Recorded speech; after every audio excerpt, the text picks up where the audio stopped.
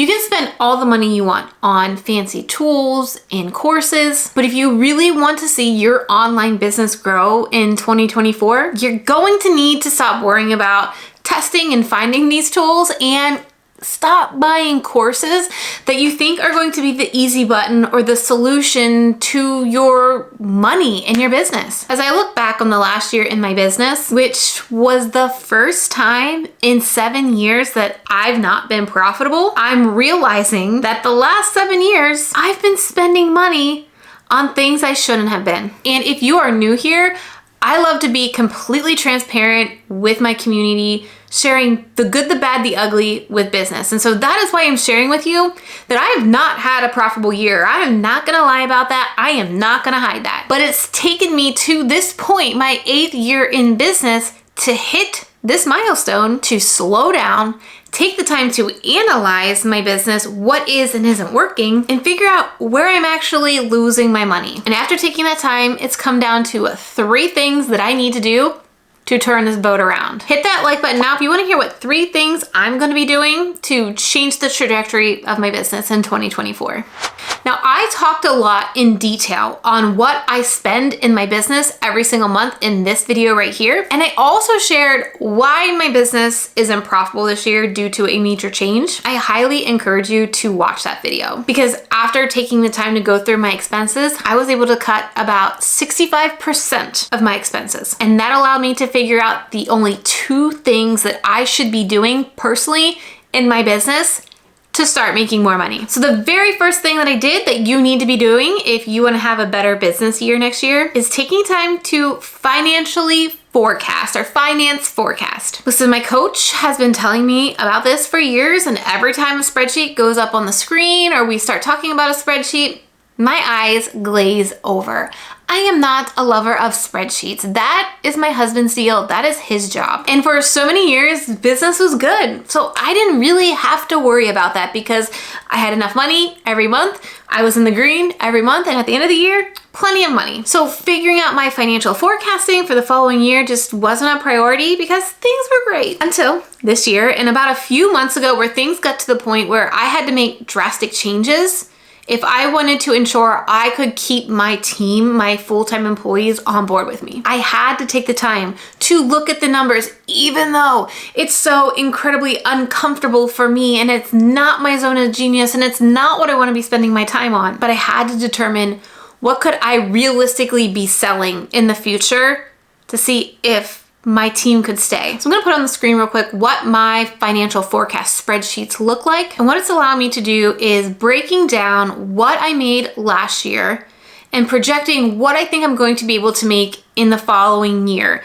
tying in potential launches that I have and also the expenses that I'm planning to have in the following year as well. It also gives me a revenue look at what each offer I have in my business is generating and how it has grown from year to year when I took the time to do this. This gives me important information to see what is or isn't working, as in what offer is actually growing and what offer is dead in the water. And because I was making money, I never took the time to look at this to help me zone in on the program that was the most profitable, that was making me the most money for the least amount of expenses. So because my services, my YouTube production agency, is generating about 60% of my revenue, when I made that pivot at the beginning of this year, I hadn't clearly looked at the financial forecast to see how quickly I could make up the money with another program. Now, I just assumed, because things had gone well in the past, that yes, there would be a lag to get my revenue back up to where it was with services. What I had not taken into consideration is what expenses needed to be cut so I could make that pivot a lot faster and not stress myself the F out. And because I had removed 60% of my revenue, it was also expenses that I could cut as well, because my team was focused on the agency side, and because they had time free up, we could actually take over some of the work that we were paying contractors to do. This is where most business owners get in trouble. By not looking at my financial forecasting, I didn't realize the math wasn't mathing. This has become now one of my biggest goals, not only for myself moving forward, but for all of my coaching clients to truly understand their numbers. So when they come to me with an idea of a launch, or they come to me with, I'm not making any money right now, we can look at the math and we can determine where clearly we can focus on what's going to give us the biggest bang for our buck when we focus on one particular thing. What is the most profitable thing in your business right now? All of my coaching clients get this financial forecasting spreadsheet, as well as extensive training on how to use this spreadsheet, not only to plug the numbers in, but to make educated decisions on what you should be doing next in your business. If you know you've got to get your numbers and your business finances in order, and you're anything like me, you're like, it's kind of uncomfortable, I don't even know where to start, you can apply to my coaching program and get this particular spreadsheet, the training, as well as myself as input and feedback to help you really map out your financial forecasting so you know what you can expect in the following year. You know if you can actually outsource and get a virtual assistant. You know based on the numbers what you can make in quarter 2 and what you can prepare for in quarter 3 when summer tends to be a slow month for you. By having this spreadsheet filled out and the help along the way to do it, you're going to feel a lot more comfortable making decisions. Yes, I do focus on YouTube strategy, but I'm talking to business owners. And if I help you build a YouTube strategy that sends you traffic to your business, but there's a hole over there, your funnel's not working, your finances aren't right, it doesn't matter how much traffic I can get from YouTube over to your business, I can't help you have a successful business if we're not working on all of this together. That's why YouTube coaching and business coaching is all included in my program. So if that sounds like something that you need moving into 2024 and you're ready to make a big change in your business, you can apply at trenalittle.com/apply. I will read it. I will reach out to see if you're a good fit. We cannot take everybody because, like I said, this is very high touch. I'm looking at your financial forecast. I'm providing you feedback. And so if you're a good fit, we will reach out, let you know, and tell you what the next steps are. The second biggest problem that I saw that was causing my business not to grow is offer optimization. And what that means is the ability to just focus on one offer and make it better. Can anybody else relate to wanting to create a new course or a new program or a new service because we're excited about it? The thing is, every time you create a new offer or a new course, you're giving yourself more to do. For example, this year alone in 2023, I released a new low ticket offer. I did a virtual summit affiliate launch. I did an entire virtual conference that was like 4 days and 20 some interviews with people. I launched a course. I did a 3-week live workshop series. All of this is new funnels, new emails, new promotional content, new automations. Every single time I did this, I just added a buttload of more work on top of myself. And the reason why we generally do this is because one offer didn't work how we expected. We get scared. So we think we need to do something else because that one's not working. But what I came to realize this year as well, as I figured out how to optimize things and focus on the right things, is I wasn't reading the numbers again. I wasn't looking at the funnel numbers. I wasn't looking at, is the offer actually working? So for example, in the past couple of months, I've been doing a live workshop, Profit Per View. I love doing this workshop. It's been doing great for me. I was hoping to get more people into my coaching program through it, but it's been fine. So my marketing director and I decided we know challenges work well for us. So we decided we were gonna do a challenge to see if we could get more applicants to our coaching program through our challenge. When I talked to one of my coaches about that, she was like, why? I said, well, because I think it will work. And she goes, how do you know it will work? If we look at your profit per view numbers, we see your sales page is above average conversion rates. Your show up rates to your workshop are above average. Your application rates from your workshop are above average. And your closing calls above average. We know that is working. The only problem that you have right now, Trina, is a traffic problem. You need to get more people to that sales page because we know everything in that funnel works.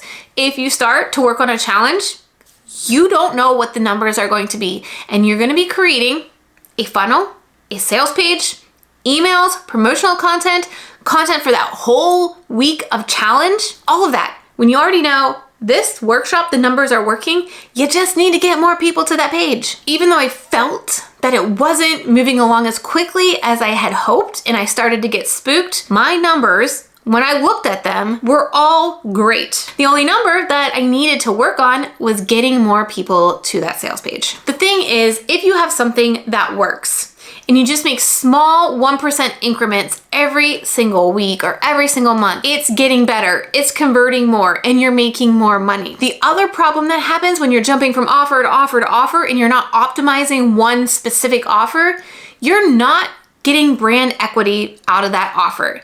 You're not going to get people to recognize that offer. You're not going to get the case studies and the testimonials to talk about everything that offer has done for them. So when you jump from offer to offer to offer, you're kind of diluting your brand equity on all of your courses and programs instead of just focusing on one. By going through this exercise, I realized there are only 2 things that I need to focus on going into 2024. 2 things. I'm gonna be focusing on figuring out Facebook ads, and I'm gonna be showing up more on YouTube and Instagram, as in doing more social media, organic content. That is all I have to do. There is no new launches in the future for me. Now, these numbers that I track are all, again, a part of a spreadsheet inside of my coaching program. All of my clients get the spreadsheet. One of the first assignments that we ask you to do as a client is start filling out these metrics, and we wanna see, obviously, how well they're converting, but as you start to send YouTube traffic to it, we wanna make sure these funnels are converting, because what's the point of helping you build a YouTube strategy to send people to those funnels if we know they're not converting? And as you're building a YouTube strategy, if you're constantly changing your offers and we're building this evergreen content, where are they going to know where to go? Because if you talk about an offer that no longer exists because you did it for 6 months, you're like, next thing, you're really missing out on maximizing your opportunities here on YouTube. And so again, as a client of mine, these are 2 big things that we focus on: the financial forecasting and the funnel metrics, so we can ensure YouTube is working, your numbers are there, and you are converting. Now, the third thing that I came to realize as well going through this is I'm not selling every day. This is something that my coach talked about and a friend of mine, Christina Scalera, talks about. It's about showing up every day, deciding to sell. And we tend to get a little when we hear that, right? We don't want to sound skeezy. We don't want to be that person popping in your inbox saying, hey, I checked out your Instagram. I think you do a really good job if you follow my strategy. If you just sign up for my program, we'll make your YouTube channel or your Instagram make you more money. And you're like, ooh, who taught you to do that cold call or that cold outreach?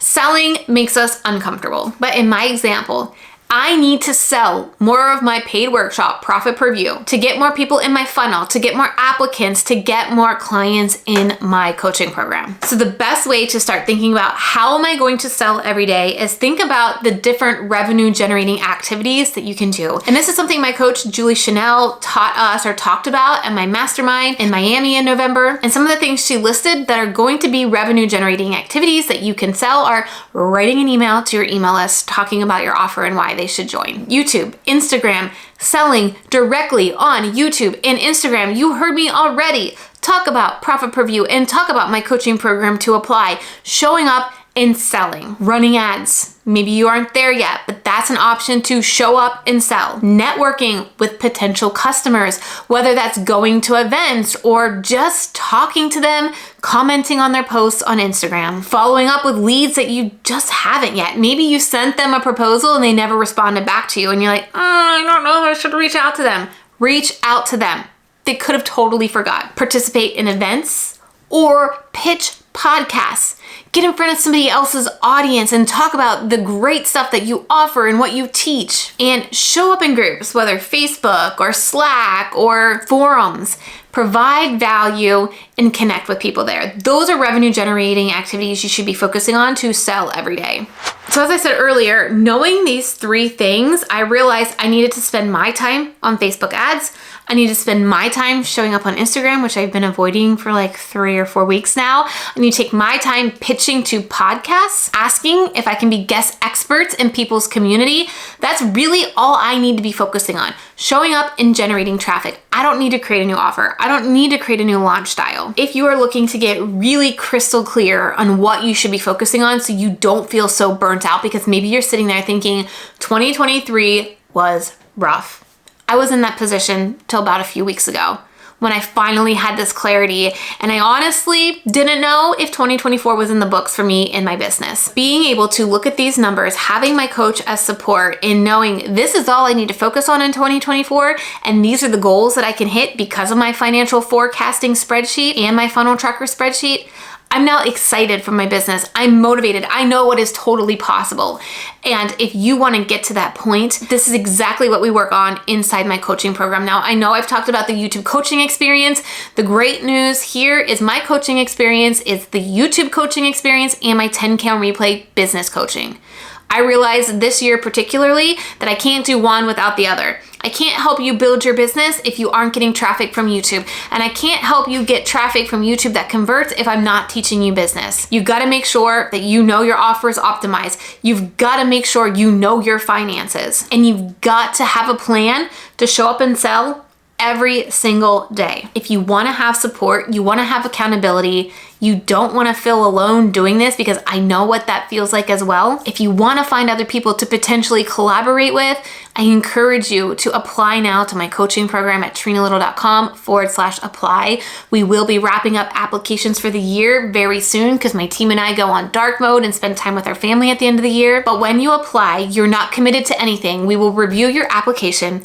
We will determine if you are going to be a good fit for this program or not. If we think you are, we will reach out to you. Not everybody is accepted because this is such a high touch program that I can't bring everybody. I don't have the time to actually help everybody. So once you get your acceptance email, we will jump on a call. And if it feels good to you, you are going to get access to 2 coaching programs in one. Basically 2 for the price of 1 till the end of this year. If you have any questions, if you have any concerns, if you want to reach out to me, feel free to drop a comment below or go ahead and email me, Trena@trenalittle.com, because I know entrepreneurship isn't easy.